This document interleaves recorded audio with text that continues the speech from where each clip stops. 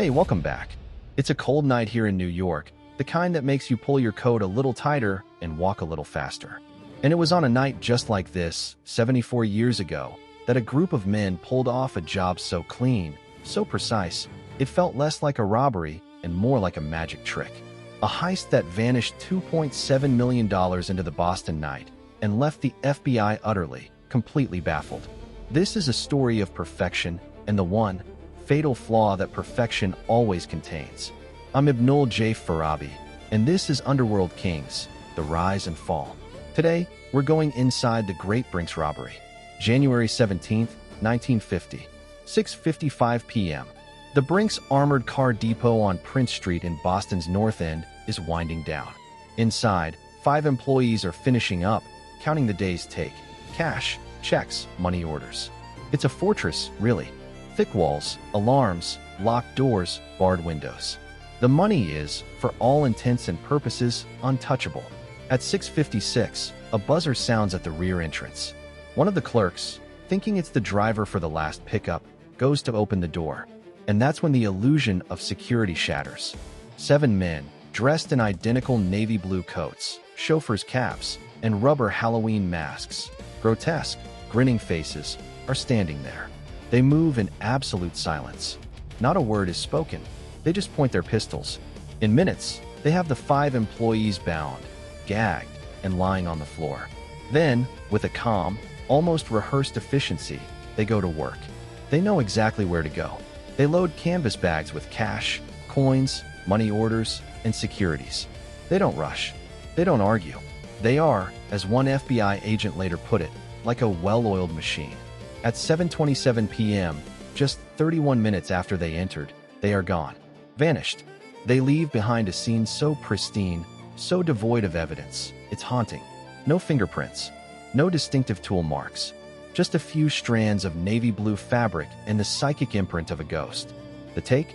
$1,218,211.29 in cash and coins. Another $1.5 million in securities and money orders. In today's money, we're talking well over $30 million. It was the largest robbery in U.S. history at the time. And the perpetrators? They left nothing but those creepy, silent masks.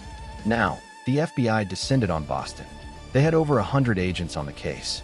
They interviewed thousands. They had informants. They had theories. The heist had the hallmarks of a professional crew: the silence, the precision, the inside knowledge of the Brinks' schedule and layout. The suspects were obvious, in a way. The North End was the territory of a crew led by a man named Joseph Specs O'Keefe, an accomplished safecracker, and his more volatile partner, Anthony Fats Pino. The FBI knew they were behind it. Everyone in the Boston underworld knew they were behind it.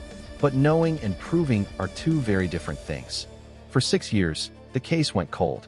The Brinks robbery became a legend, a perfect crime. The money never surfaced. The men never talked. The FBI had files inches thick, but no case. It was a masterpiece. And that's the thing about masterpieces. They're fragile. They depend on every single element holding. And in a crew of thieves, the weakest element is always trust. The cracks began with Joseph Specs O'Keefe. He was the one who did time for a different robbery while the Brinks heat was on. And while he was in prison, his share of the $2.7 million was being protected by his partners, which, in the underworld, usually means it's being spent. O'Keefe got out angry. He felt cheated. He started making threats, demanding his money. And this is where the crew made their catastrophic error. Instead of paying him off, they decided to silence him. A hitman was sent. He fired a machine gun at O'Keefe outside his apartment. O'Keefe survived, but any loyalty he had to the code of silence died on that sidewalk. Wounded and furious, O'Keefe walked into the office of the Massachusetts Attorney General and said the words the FBI had waited 6 years to hear. "I want to talk about the Brinks job." He laid it all out. The 2 years of planning, the copied keys, the rehearsals in a rented warehouse, the silent signals. He named everyone.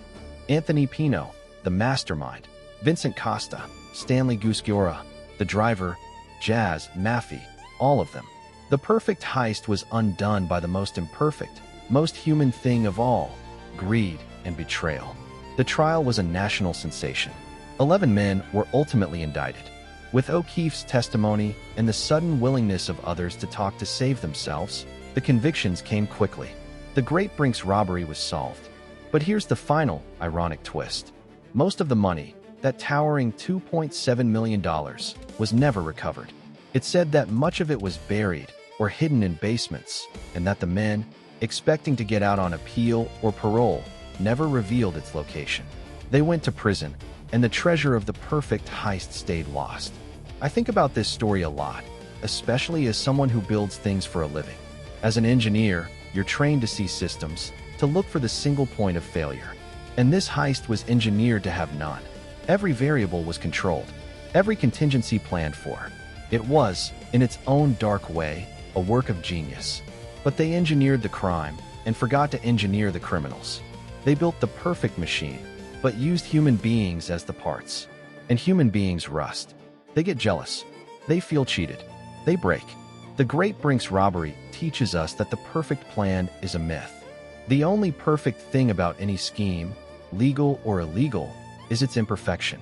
It's the loose thread, the hungry partner, the unspoken resentment that waits, patiently, for its moment to unravel everything. The crew didn't fail in the execution. They succeeded spectacularly. They failed in the aftermath, in the world they had to live in once the masks came off.